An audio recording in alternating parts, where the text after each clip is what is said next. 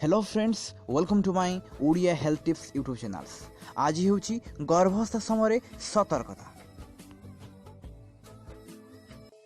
घरोई जंजाल और कर्मक्षेत्र चाप मध्य अधिकांश कर्मजीवी महिला निज स्वास्थ्यर जत्न नेबार अवहेला करती। एपरिक गर्भावस्था समय ठीक भाव स्वास्थ्यर जत्न नहीं पारती ना।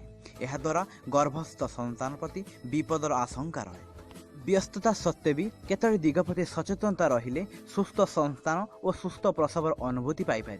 गर्भावस्था बेले नियमित डाक्तरी परीक्षा करंतु, पर्याप्त विश्राम नियंतु, राति 7 घंटा शुअंतु, शोइबा समय तकिया पर गोड़ रखी शुअंतु, कार्यालय दीर्घ समय बसी रही काम करंतु नहीं, मझिरे मझिरे बसिबा स्थान उठी चलंतु, खाद्यपेय प्रति अधिक ध्यान दियंतु, नियमित व्यवधान में अल्प अल्प खाआंतु, अधिक समय खाली पेट रुहंतु नहीं, यथासंभव मानसिक चाप ठारू दूरे रुहंतु। दूर स्थान को भ्रमण जीवा गर्भस्थ संतान प्रति विपद अटे। एथिप्रति सतर्क रहिबा जरूरी।